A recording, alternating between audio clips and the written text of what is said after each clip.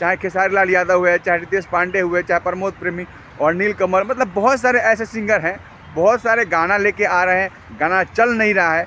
इसका वजह यही है कि अभी चुनाव का माहौल है। पवन सिंह चुनाव में कूद चुके हैं, सारे यूट्यूबर चुनाव में कूद चुके हैं।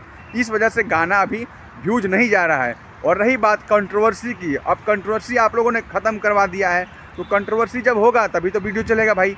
तो कंट्रोवर्सी नहीं हो रहा तो वीडियो नहीं चल रहा है।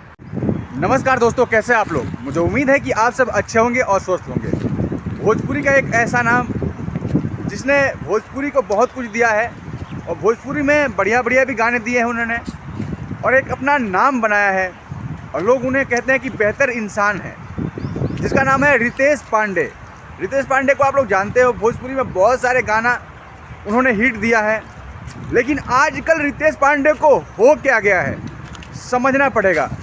रितेश पांडे, शादी से पहले रितेश पांडे का एक अलग ही जलवा था और शादी के बाद रितेश पांडे का एक अलग ही जलवा हो चुका है।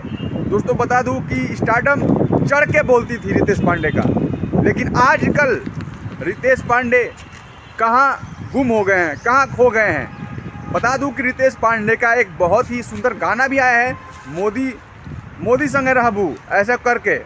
लेकिन क्या रितेश पांडे को ट्रेंडिंग माइटर उठाने की ज़रूरत थी?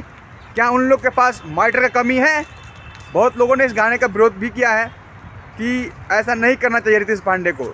रितेश पांडे को फॉर्म में आने के लिए मेहनत करना चाहिए, नया खोज करना चाहिए, कुछ नया करके दिखाना चाहिए। लेकिन नहीं, ऐसा नहीं करना।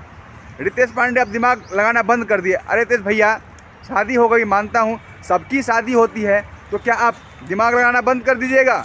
आप दिमाग लगाइए यार, आप तो दिमागदार हैं, आप अक्लमान इंसान हैं, आपको भोजपुरी में लोग रिस्पेक्ट करते हैं, आपको जनता प्यार देती है, आपके आवाज़ में वो जादू है जो हिला सकता है, गर्दा मचा सकता है। लेकिन आप कहाँ मोदी ट्रेंडिंग माइटर पे, मोदी संग रहबू कि भौजी देवर वाला माइटर पे आप गा रहे हो?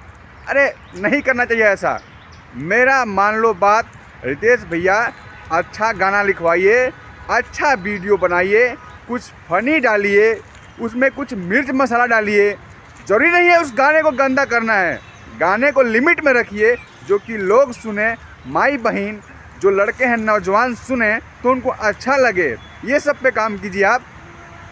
आप ट्रेंडिंग माइटर उठा रहे हैं तो आपको लोग कह रहे हैं कि आप पहले सुपरस्टार हैं। सुपरस्टार को क्या ज़रूरत पड़ गया ट्रेंडिंग माइटर उठाने का भाई? कहीं ना कहीं इससे पता चलता है कि जो सुपरस्टार थे पहले के, अब सुपरस्टार नहीं रहे, उनके भी स्टारडम पे खतरा मंडरा रहा है। इसीलिए आप भी ऐसा काम कर रहे हैं। लेकिन ऐसा कुछ नहीं है, और आप लोग चाहोगे तो बेहतर हो सकता है। सबसे बड़े स्टार मानते हैं किसे? पवन सिंह हुए, चाहे खेसारी लाल यादव हुए, चाहे रितेश पांडे हुए, चाहे प्रमोद प्रेमी और नीलकमल, मतलब बहुत सारे ऐसे सिंगर हैं, बहुत सारे गाना लेके आ रहे हैं, गाना चल नहीं रहा है। इसका वजह यही है कि अभी चुनाव का माहौल है। पवन सिंह चुनाव में कूद चुके हैं, सारे यूट्यूबर चुनाव में कूद चुके हैं। इस वजह से गाना अभी व्यूज नहीं जा रहा है।